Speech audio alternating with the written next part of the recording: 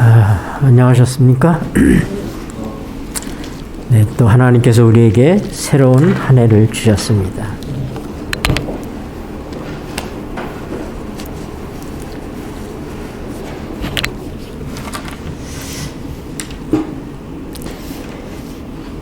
주신 말씀대로 새초부터 새말까지 여호와의 눈이 우리 모두에게 함께하여 주시고 우리를 눈동자처럼 주님께서 이 한 해 동안 지켜 보호해 주시기를 바랍니다.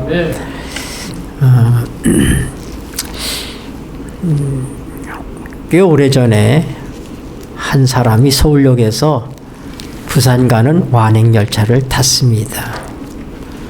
혹시 기억할지 모르시지만 옛날 완행열차가 서울에서 부산까지 가려면은 거의 10시간 가까이 이런 시간이 걸리던 시절이 있었습니다. 대부분 이 지루한 완행열차를 타고 가기 위해서는 사람들이 기차를 타기 전에 준비하는 것들이 있어요. 뭐냐면 신문을 하나 삽니다. 옛날 지금처럼 인터넷 시대가 아니니까 신문을 하나 사고 또 사람들이 이제 지루하니까 이게 좀 이제 소주 같은 거 이걸 한 병 또 사고 그리고 오징어나 땅콩을 이렇게 준비해서 그래서 지루한 여행을 하는 것입니다. 이 대개 기차가 타면은 뭐 이렇게 앉기도 하지만은 서로 마주 볼 수 있도록 그렇게 또 의자를 만들죠. 일행이 3사람이 같이 가기 때문에 이 의자를 이렇게 마주 보고 2사람은 한쪽에 앉고 한 사람은 맞은편에 앉고 또 그 옆에는 또 다른 사람이 또 타고 이렇게 이제 여행을 가게 됐습니다. 신문을 나눠서 한참 가고 또 졸려서 한숨을 자고 그렇게 일어나도 한참을 간 것 같은데 천안의 명물 호도과자입니다 하는 거기까지밖에 못 왔어요. 이제 지루하니까 그들이 이제 또 이렇게 신문을 펴놓고 이제 소주잔을 서로 나누면서 이제 3사람이 가는 것입니다. 근데 옆에 한 사람이 있으니까 물어봐요. 형씨 어디까지 가십니까? 저 부산까지 갑니다. 우리 같은 귀착지까지 같이 가시는군요. 그러면서 인사를 하고 이제 술을 먹으면서 한잔 하시죠 하고 줍니다. 그러니까 그 사람이 죄송합니다. 저 술을 할 줄 모릅니다. 그리고 거절을 했어요. 그 사람들이 셋이서 이렇게 술을 또 좀 먹습니다. 술이 취해서 또 한숨 자고 그래도 뭐 대전까지밖에 못 왔어요. 이제 지루하니까 뭘 시작하냐면은 이제 그림 공부를 시작합니다.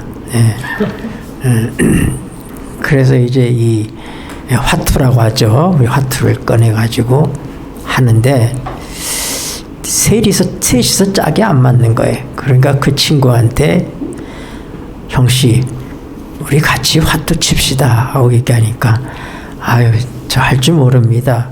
형님들끼리 하십시오. 아니요 우리 지금 짝이 안 맞아서 그러니까 같이 껴서 합시다 이렇게 얘기하니까 아닙니다. 전 정말 못합니다. 참 이 사람 하면서 이제 짜증스럽게 얘기하고 하자고 권유하니까 이분이 이렇게 얘기합니다. 형님들 죄송합니다. 제가 화투칠 손을 가지고 오지 않았습니다. 이 말을 듣더니 이 사람들이 약간 술도 먹은 데다가 기분이 확 나쁜 거예요. 아니 여보시오. 당신이 지금 손이 멀쩡하게 있는데 화투칠 손을 안 가지고 왔다니 이게 무슨 말이요? 하고는 이제 성을 냅니다. 그러니까 성을 내는 그 분들에게 형씨들 제가 한 말에 좀 화가 나셔도 좀 참으시고 제 얘기를 좀 들어보십시오. 저요 화투깨나 치던 사람이었습니다. 제가 이 화투로 인해서 도박하다 재산도 많이 날리고 정말 패가망신하는 그런 어려움을 겪었습니다. 사실 저는 어떤 때는 이 손이 미워서 도끼로 손을 자르고 싶을 때도 있었습니다. 그런데 그게 그렇게 안 되더라고요.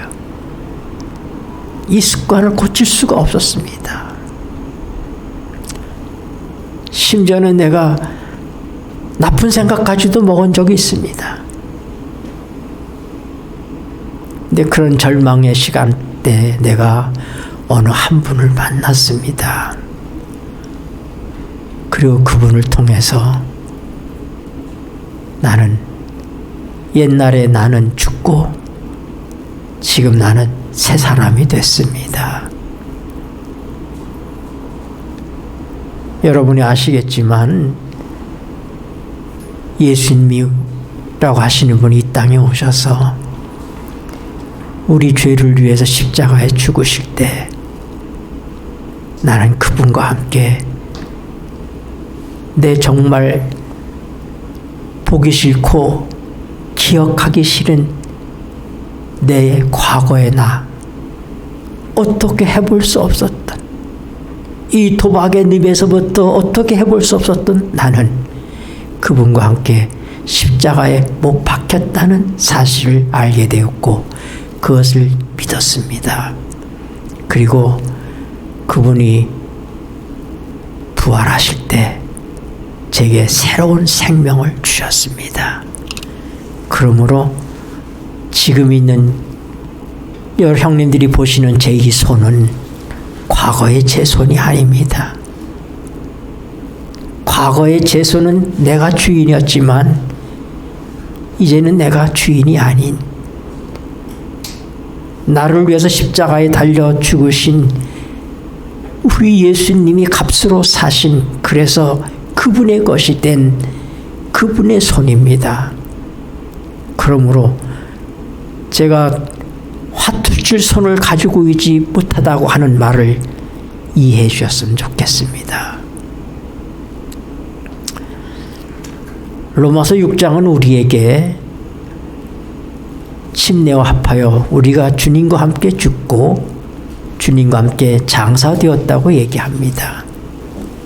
여러분, 장사라고 하는 것은 죽어가는 사람을 장사 지내지 않습니다. 또 죽게 하기 위해서 장사 지내지 않습니다. 그것은 틀림없이 죽은 사람을 장사 지내는 것입니다. 그래서 우리 한국에서는 적어도 사람이 죽은 다음에 어떻게 해요? 사흘이나 5일 지난 다음에 장례를 치르는 것입니다. 왜냐하면 사랑하는 사람이 갑자기 죽었을 경우에 그 죽음이 인정이 안 됩니다.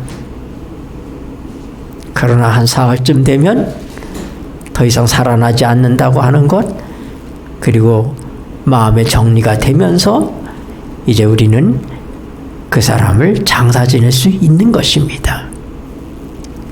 여러분, 침례는 아무 때나 받는 것이 아니라 내가 예수님과 함께 2000년 전에 내 이 몸이 십자가에 못 박혔다. 그러므로 마땅히 심판받을 수밖에 없는 사망의 몸,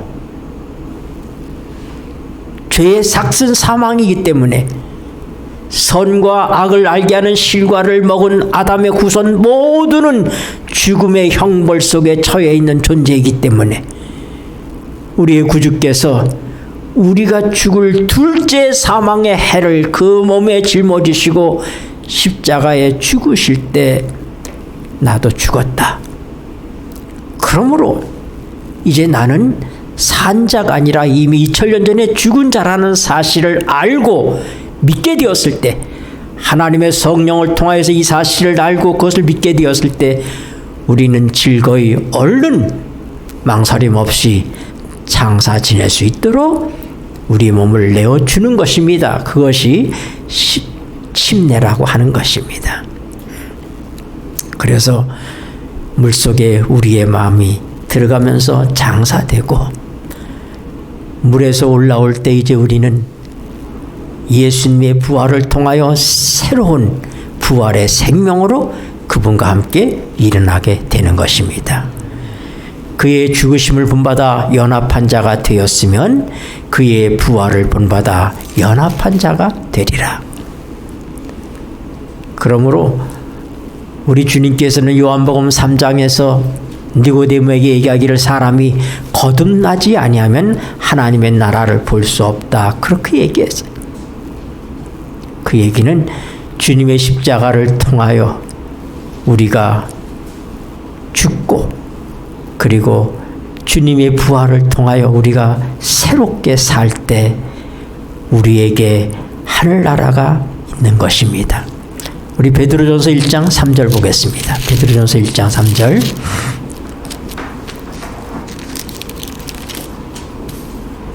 신약성경 377쪽입니다. 베드로전서 1장 3절.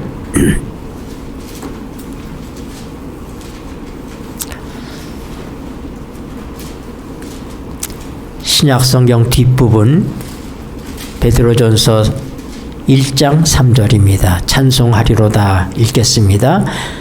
찬송하리로다 우리 주 예수 그리스도의 아버지 하나님이 그 많으신 긍휼대로 예수 그리스도의 죽은 자 가운데서 부활하심으로 말미암아 우리를 거듭나게 하사 산 소망 있게 하시며.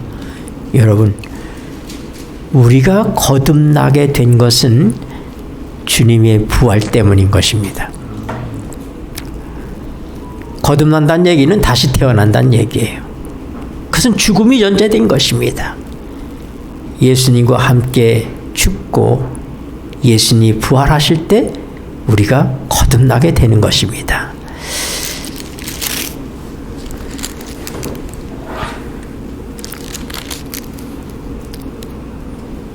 베드로전서 3장을 펴시기 바랍니다. 3장.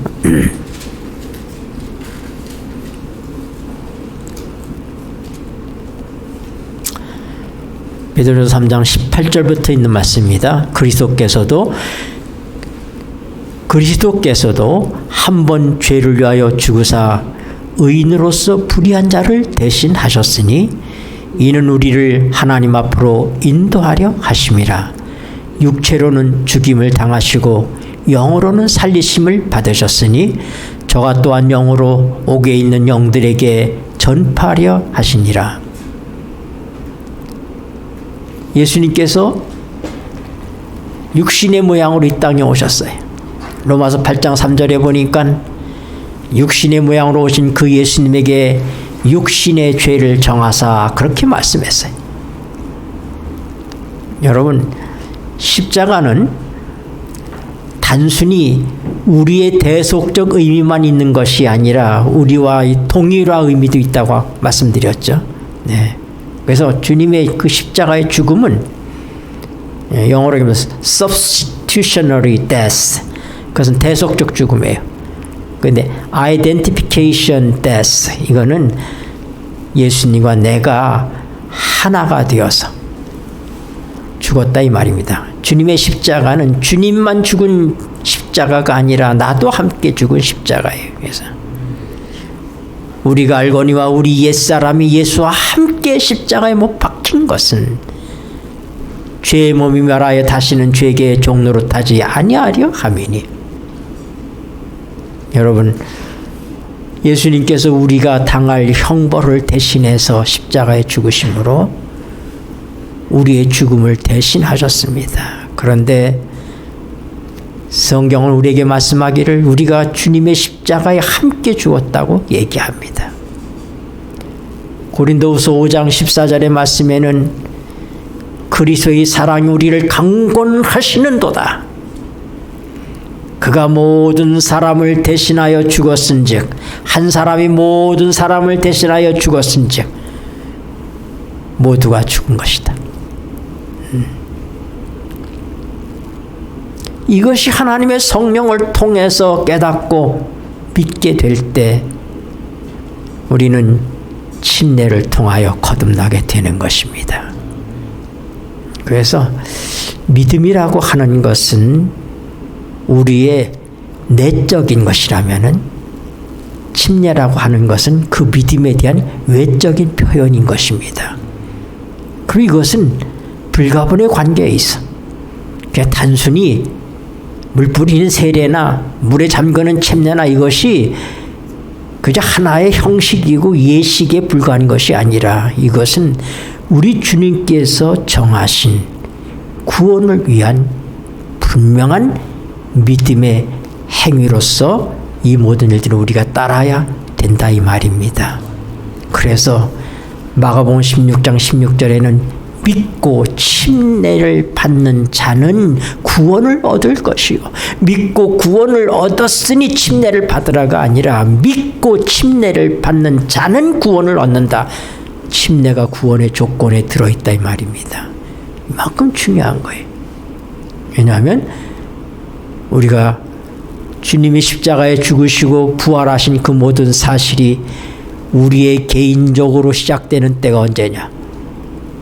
2000년 전에 죽었지만은 그러나 그것이 우리가 믿음을 통하여서 받아들이는 바로 우리가 침례와 합하여 죽고 침례와 합하여 부활한다 그렇게 말씀하고 있기 때문에 우리 개인에게 이 놀라운 구속의 모든 일들이 우리에게 시작되는 시점이 침례라고 하는 것입니다. 이렇게 침례는 중요하다는 사실을 우리가 알아야 되겠어요. 그래서 예수님께서 육체로 죽으실 때 우리의 육체도 죽은 것입니다. 예수님께서 요한복음 3장에 육으로 난 것은 육이요 그렇게 말씀하셨어요. 그 육은 고린도 전서 15장 30절 31절에 뭐라고 그랬어요? 혈과 육은 하나님의 나라를 유업으로 받을 수 없다.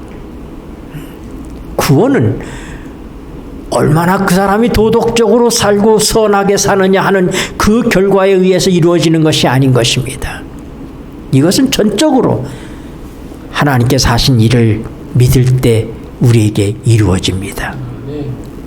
그래서 예수님께서 육체의 모양으로 오셔서 여기 보니까 그가 육으로는 죽이심을 당하셨다 그러셨어요. 그가 육으로 죽으실 때 우리의 모든 육체를 짊어지신 것입니다. 그분이 영으로는 살아나셨다고 그랬어요.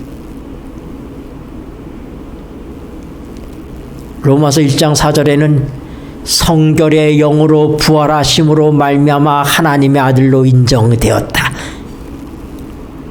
여러분, 예수님이 성결의 영으로 부활하실 때 비로소 하나님의 아들로 인정되었다. 좀 이상하지 않습니까? 왜냐하면 예수님은 하나님의 아들이셨고 하나님의 아들로 이 땅에 오셨고 하나님의 아들로 사셨고 하나님의 아들로 죽으시고 하나님의 아들로 부활하시고 그리고 영원히 하나님의 아들이신 것입니다. 그런데 왜 성경은 그가 성결의 영으로 부활하심으로 말미암아 하나님의 아들로 인정되었다고 얘기하고 계시느냐? 그것은 우리에 대한 얘기인 것입니다. 왜냐하면 예수님이 부활하지 않아서 우리도 부활할 수가 없는 거예요. 그래서 예수님이 성령을 통하여서 부활하셨기 때문에 우리도 성결의 영으로 성령을 통하여 거듭나게 된다 이 말입니다. 네. 그래서 이제 우리는 어떤 존재가 되느냐? 우리의 육신이 영광스러운 몸으로 변하는 것은 미래의 일입니다. 그는 주님께서 이 땅에 오실 때에 우리의 몸이 호련히 변할 것이라고 해서 무덤에 있는 자들이 다 일어나서 죽지 않을 것으로 그들이 있고 흙에 속한 자의 영광, 흙에 속한 자의 형상을 입은 것처럼 하늘에 속한 자의 형상을 입으리라고 말씀하신 것처럼 우리가 주님을 만나게 될 때는 우리의 몸이 주님의 몸과 같은 영광스러운 몸으로 변하게 될 것입니다. 그러나 이 땅에 살고 있는 우리는 여전히 우리의 육의 몸을 가지고 있는 것입니다. 그러나 우리 영적으로 우리는 주님의 부활의 몸인 이 영의 생명을 갖게 되는 것입니다. 그래서 에스겔 36장 26절에 보면은 우리에게 새 영을 주신다고 말씀하셨어요. 우리의 영을 새롭게 하신다고 그랬어요. 우리가 거듭날 때 하나님의 성령이 임하십니다. 예수님께서 침례받고 물에서 올라오실 때 비둘기처럼 성령이 임하시는 것처럼 우리도 침례받고 물에서 올라올 때 하나님의 성령이 동일하게 우리에게 임하시면서 우리가 이제는 영의 사람으로 살아가게 되는 것입니다. 이것이 그리스도인의 삶이에요. 다시 얘기해서 여러분, 우리가 침례받고 물에서 올라올 때 우리의 옛 몸이 다 없어지는 거 아닙니다. 이거 영적으로 우리가 이해하는 거예요.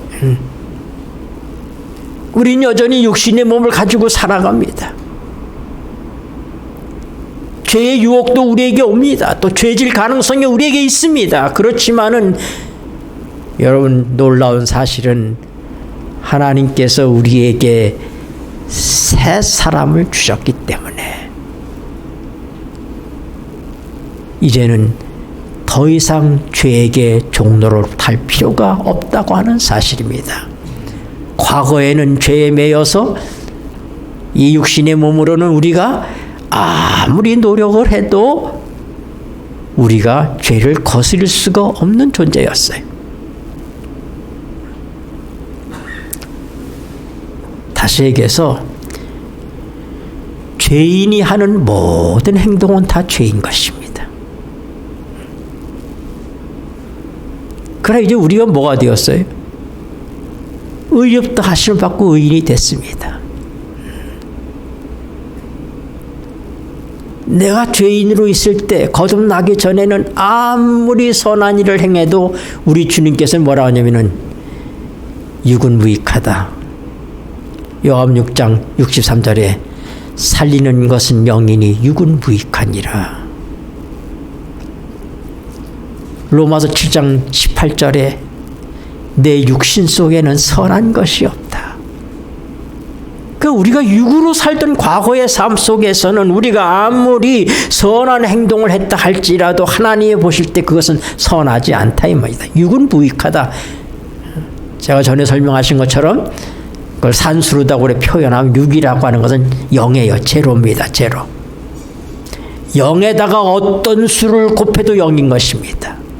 0 곱하기 1도 0이고 0 곱하기 1000도 0입니다. 그러니까 우리가 육으로 있을 때는 영이에요. 육으로 아무리 선한 일들을 우리가 많이 쌓았다 할지라도 하나님 앞에서 그건 뭐예요? 무익한 것입니다. 그건 없는 것이에요. 제로예요.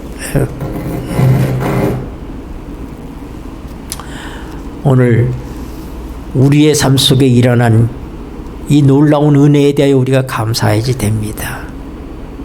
그래서 로마서 6장 14절에서는 죄가 우리를 더 이상 주장하지 못합니다. 왜냐하면 우리가 법 아래 있지 않고 은혜 아래 있기 때문입니다. 여러분, 하나님의 법에 의해서 우리는 이미 심판받은 존재예요. 정죄받은 존재예요. 근데 하나님의 은혜로 우리의 심판받을 내 옛사람은 이미 심판이 언도되고 심판이 집행됐습니다. 십자가를 통해서. 그러니까 이제 우리는 그 법에 의하여서 심판받을 것이 없어졌어요. 과거에 우리가 죄를 지을 때, 과거에 내가 죄를 질 때는 죄가 나를 왕노릇하고 사단이 나를 지배하는 그런 존재였지만은, 그러나 그 모든 죄와 관련된 나는 십자가에서 이미 심판을 받고 끝나버렸어요. 그러므로 이제 나를 정죄할 법이 없는 것입니다. 왜요? 우린 많은 사람들의 얘기를 듣습니다. 죄를 진 다음에 그들이 도망다니고 숨어 사는 날 동안은 다 불안했다는 거예요. 발자국 소리만 들려도 불안하고 그렇게 했는데 그가 자수하고 형을 살고 나면 그 다음에 더 이상 불안할 필요가 없잖아요.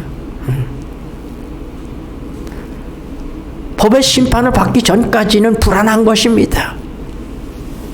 법에 의해서 내 죄에 대한 법이 나를 계속 얽어매고 있는 것입니다. 그러나 우리는 이미 법의 심판을 받았다 이 말입니다. 그러므로 정죄할 무엇이 우리에게 더 남아있지 않아요. 법의 심판이 우리에게 남아있지 않아요. 그래서 이제 우리 다시 로마서 6장으로 돌아갑시다. 로마서 6장.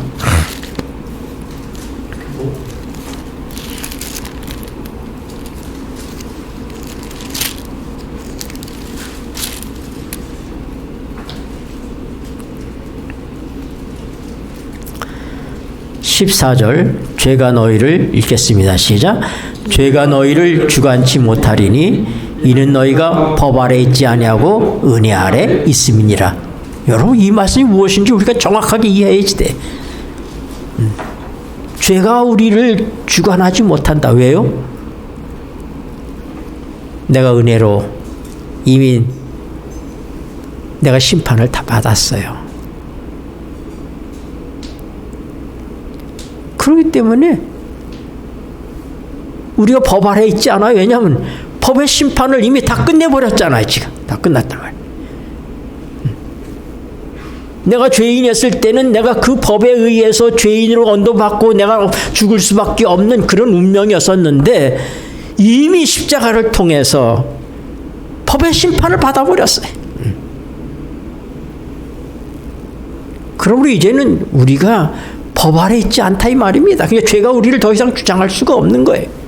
이것은 영원히 그렇습니다. 네. 믿는 자에게 있어서 이것은 영원히 끝나는 거예요. 그의 죽으심은 죄에 대하여 단번에 죽으심이니 예수님의 영원히 단 한 번의 죽음으로 once for all 영원히 단 한 번입니다. 영원히 단 한 번의 죽음으로 어떻게 돼요? 죄의 문제는 끝난 거예요. 여러분 이게 얼마나 넘치는 은혜입니까? 그리고 은혜로 우리에게 뭐예요? 새 생명이 주어지신 것입니다. 부활의 생명이 주어진 거예요. 우리가 알거니와 우리 옛사람이 예수와 함께 십자가에 못 박힌 것은 죄의 몸이 멸하여 다시는 죄에게 종노릇 하지 아니하려 함이니 이는 죽은 자가 죄에서 벗어나 의롭다 하심을 얻었음이니라. 만일 그의 죽으심을 본받아 우리가 연합한 자가 되었으면 그의 부활을 본받아 연합한 자가 되리라. 그의 죽으심은 죄에 대하여 죽으심이요 그의 살으심은 하나님께 대하여 살으심이니 너희도 이와 같이 그리스도 안에서 죄에 대하여는 죽은 자요 하나님께 대하여는 산 자로 여길지어다. 네. 우리는 하나님께 대하여 이제 산 자야. 죄에 매여서 죄에 대하여 살아있는 존재가 그건 죽은 존재인 것입니다. 근데 이제는 우리는 예수님이 하나님의 보좌 우편에 앉아 계신 것처럼 믿음을 통해 우리도 하나님의 보좌 우편에 앉아 있는 것입니다. 에베소 2장에서 사도 바울은 얘기합니다. 함께 일으키심을 받고 함께 하늘에 앉히시니 그렇게 말씀하셨어요. 오늘 우리 믿음을 통해서 하나님께 대하여 산 자의 하나님의 보좌 우편에 앉아 있는 존재가 되었다 이 말입니다. 그러므로 성경은 우리에게 얘기하는 것입니다. 우리가 이 모든 사실을 하나님의 성령을 통해서 알았습니다. 그 다음에 그것을 우리가 믿은 거예요. 그렇게 여길지어다. 여긴다고 하는 말은 그런 채 하라는 얘기가 아니라 그렇게 셈하라, 그렇게 산수하라 이런 얘기예요. 하나 더하기 하나는 미국에서도 한국에서도 북한에서도 언제나 둘인 것처럼 내가 예수와 함께 살고 예수와 함께 부활했다고 하는 것은 하나 더하기 하나가 둘인 것처럼 그것은 너무나 분명한 사실이니까 그렇게 카운트해라, 그렇게 셈하라, 그렇게 간주하라 이런 얘기. 그렇게 여길지어다. 그렇게 된 다음 이제 우리는 새 사람이 되었기 때문에 어떻게 해요? 죽은 자 가운데서 산 자같이 하나님께 드리며, 하나님은 과거의 나를 받으실 수가 없습니다. 과거의 나는 죄인이고 죄인은 하나님 앞에서 없는 존재예요. 육은 무익한 것입니다. 우리가 거듭나기 전에 모든 것들은 하나님께서 받아들이실 게 아무것도 없어요. 가져갈 게 없어요. 예수님께서 말씀하시지 않았어요? 천부께서 심지 않은 것은 아무것도 가져갈 게 없어요. 하나님의 것만 하늘에 가는 것입니다. 하나님이 주신 생명만 하늘에 갈 수 있습니다. 하나님의 은혜로 이루어진 그 모든 선한 행실의 그 열매를 하나님께서 받으시는 것입니다. 우리는 믿음을 통해서 이 모든 사실을 받아들이고 그렇게 다 알게 된 것입니다.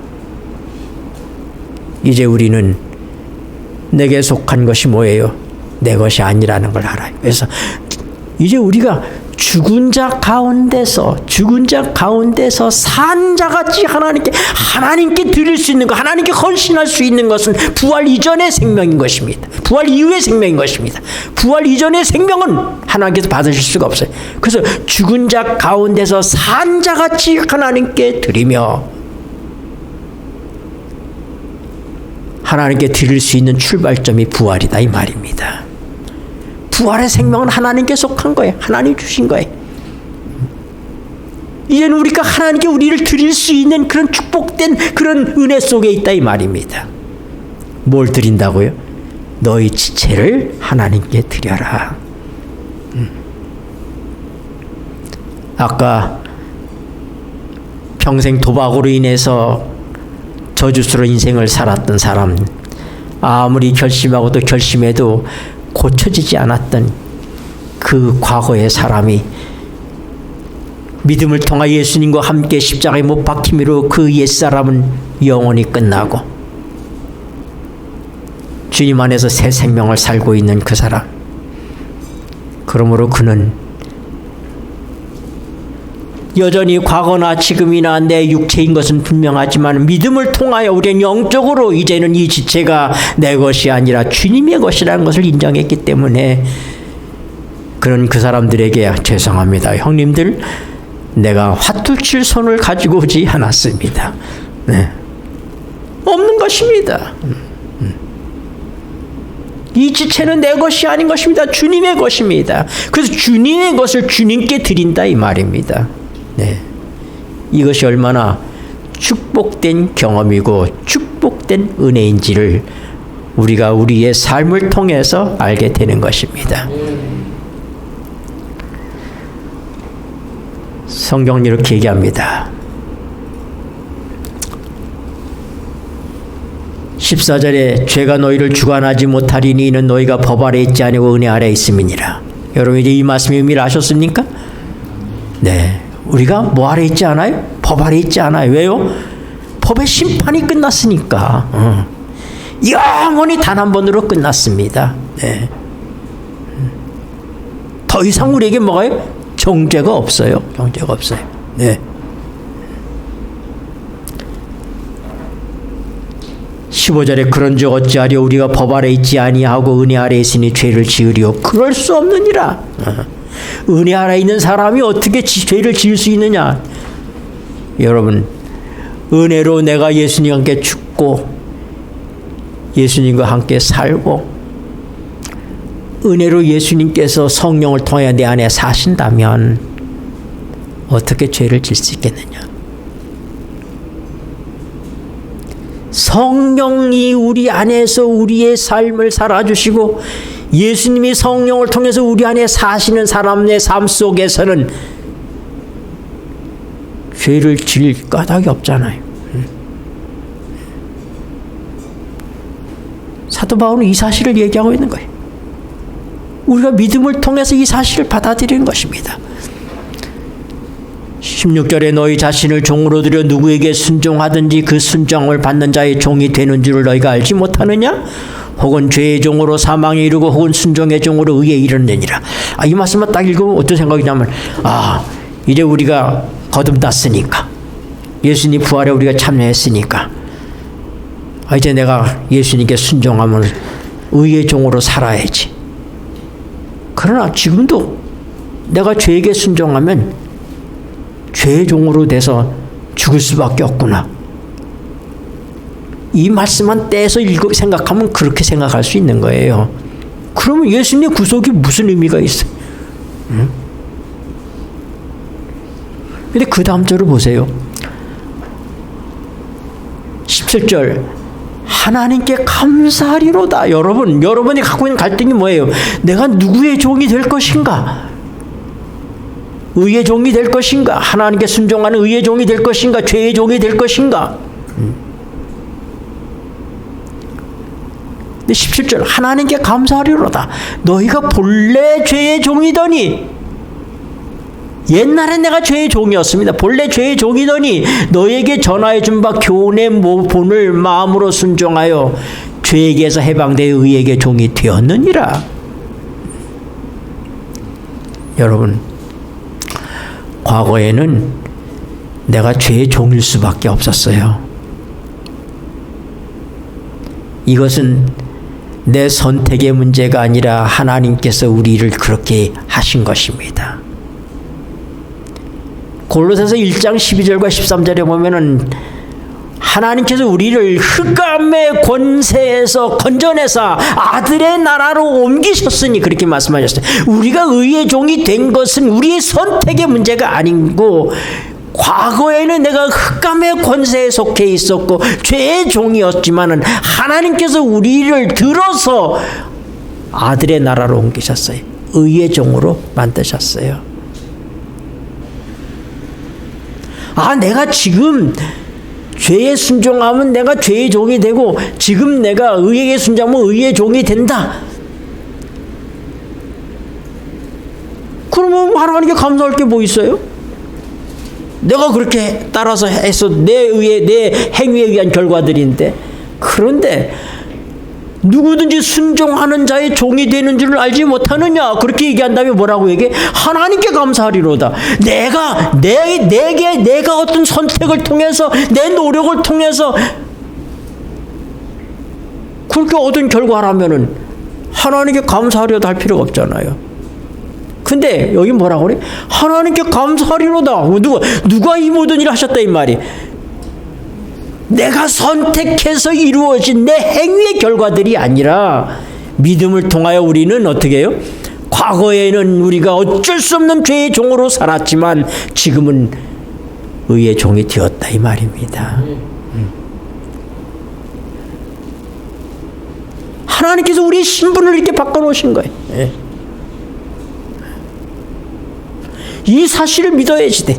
여전히 지금도 내가 죄에게 순종하면은 내가 죄의 종이 되는 것이고 하나님께 순종하면 내가 의의 종이 되는 것이구나 하면 하나님의 구속이 무슨 의미가 있나 이 말이에요. 여기서 사람들이 헤매는 거예요. 그럼 우리가 성경을 바르게 보자 이 말입니다. 하나님께 감사하리로다. 너희가 과거에는 이런 죄의 종이었지만은 지금은 이제 하나님의 의의 종이 되었다. 은혜로 이루어진 일들에게 부득이 다 은혜로. 그래서 우리가 법 아래 있지 않고 은혜 아래 있다는 말씀을 좀 설명하고 있는 거예요 지금.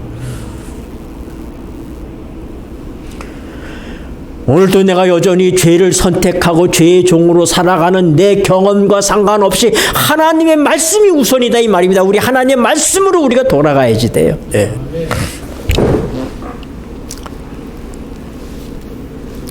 18절에 죄에게서 해방되어 의에게 종이 되었느니라.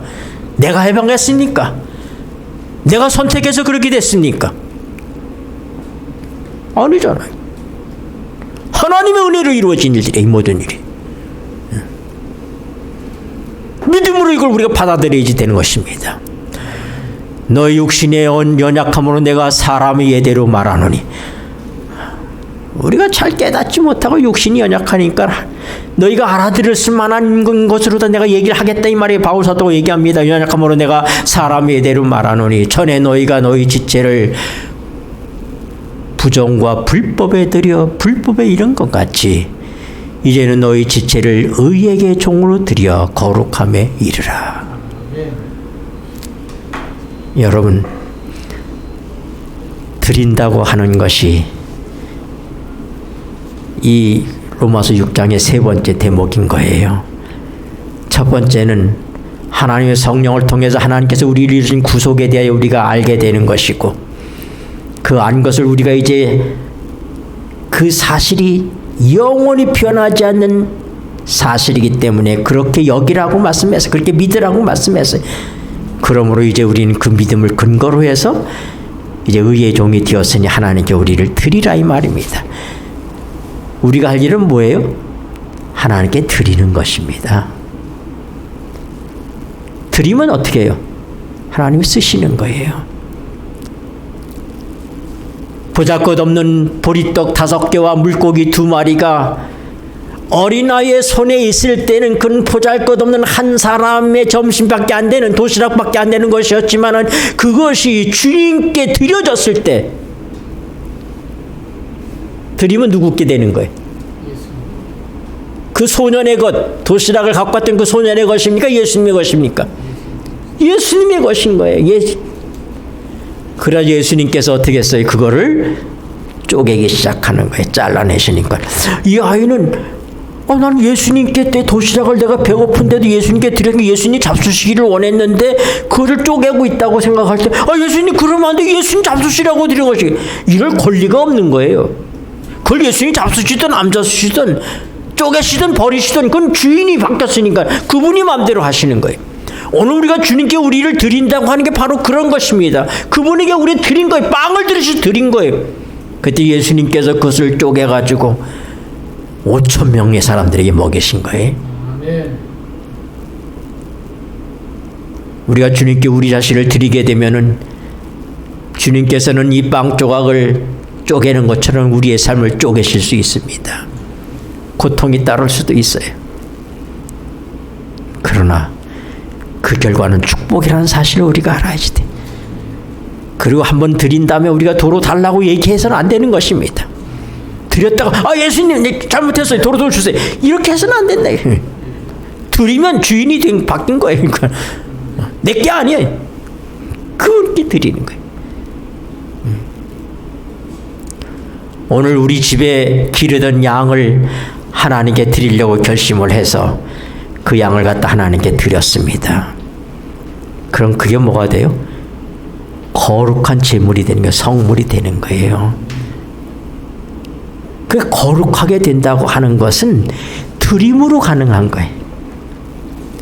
내가 내 집에 기를 때 아무리 그걸 잘 기르고 그걸 깨끗하게 하고 건강하게 하고 그렇게 해도 그것이 성물이 아닌 것입니다. 오늘 내 집에 기르던 똑같은 양새끼지만은 하나님께 갖다가 드리는 순간 그것은 뭐가 돼요? 거룩한 제물이 되는 거예요. 그 너희 자신을 하나님께 드려 거룩함에 이르라. 이게 그 말인 것입니다. 하나님의 성전에서 쓰는 불집게도 거룩했어요. 그 재질은 밖에서 있었던 똑같은 금은 동철로 만들어진 것이지만은 그것이 하나님께 드려지면 불집게 하나라도 거룩했다 이 말입니다. 하나님께 속한 것이 거룩한 것입니다. 그러므로 오늘 우리가 얘기하는 거룩이라고 하는 것은 인간은 거룩할 수 없습니다.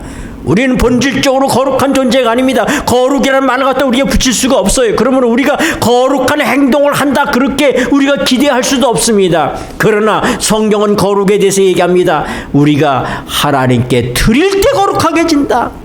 드려 거룩함에 이르라.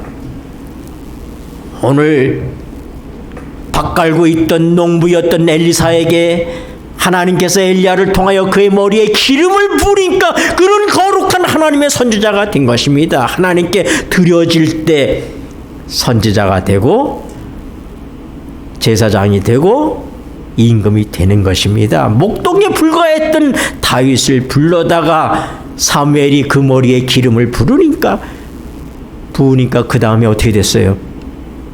그가 하나님의 사람이 됐고 하나님의 기름 부음을 받은 왕이 된 것입니다. 거룩은 우리의 본질적인 거룩도 아니요 우리의 행위의 거룩도 아니라 그것은 뭐라고요? 하나님께 드려질 때 거룩하다. 우리가 아파트에 이렇게 같이를 가보면 교회 다닌 사람들의 집에 이 교패가 붙어 있어요. 뭐라고 써 있어요? 성도의 집하고 써 있어요. 성도의 집. 성도가 뭐예요? 거룩한 백성이란 얘기예요. 그 집에 거룩한 백성이 산다 이거예요. 그 사람의 행동이 거룩해서가 아닙니다. 왜요? 하나님의 백성이기 때문에 하나님께 드려진 사람이기 때문에 성도인 것입니다.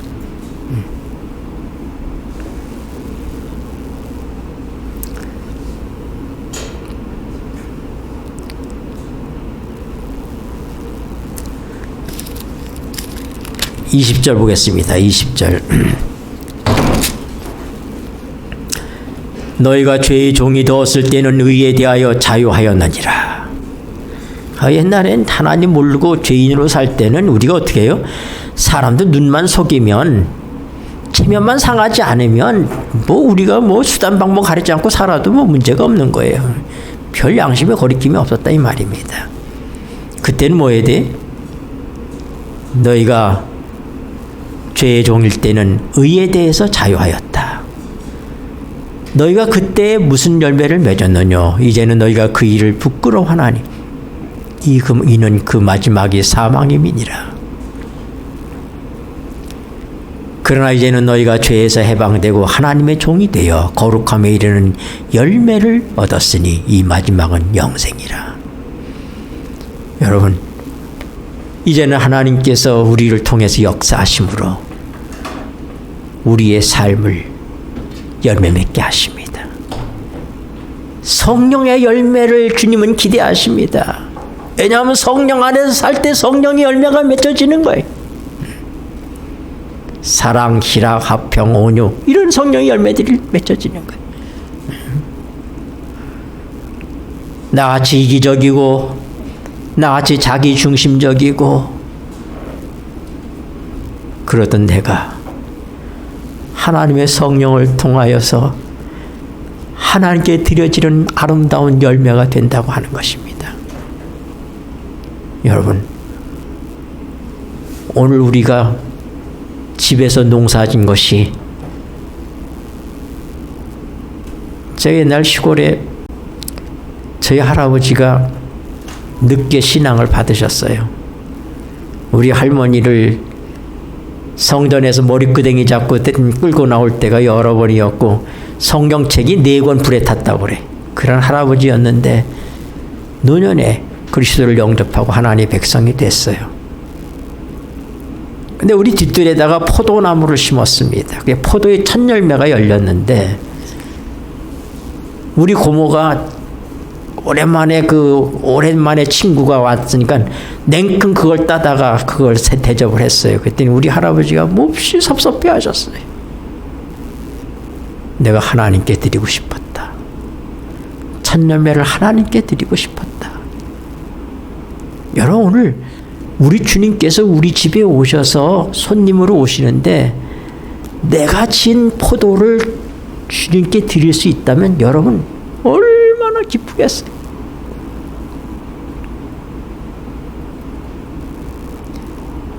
그런데 우리 주님께서 우리 열매를 받으시는 거예요. 성령을 통해서 맺혀지는 그 열매들을 받으시는 거예요. 그리고 혹시 우리가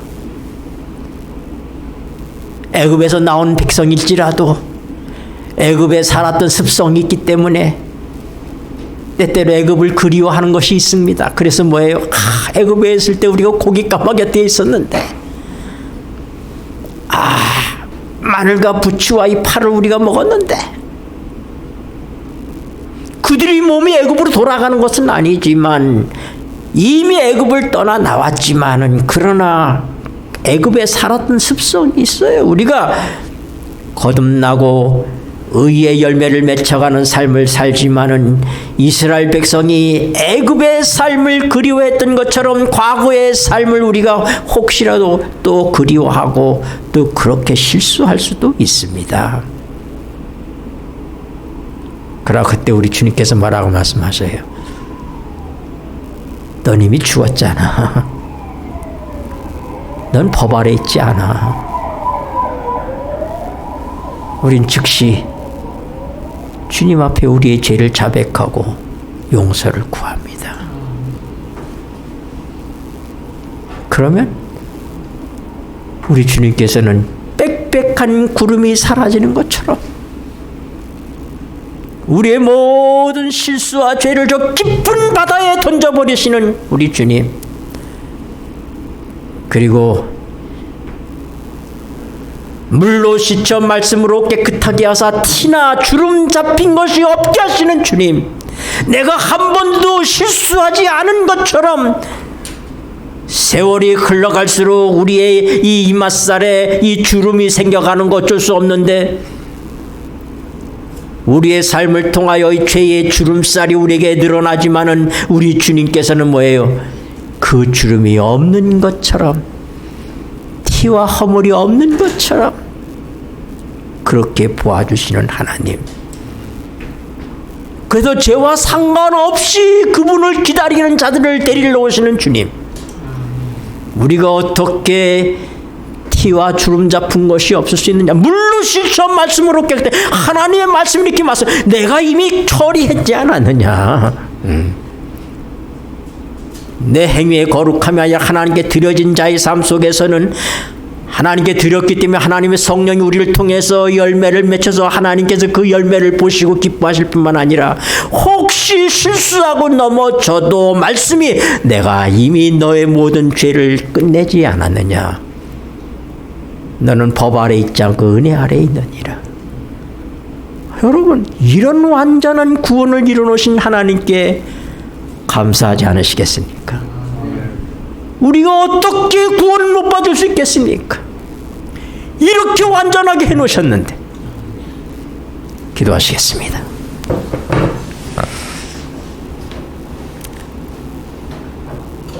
고마우신 하늘 아버지,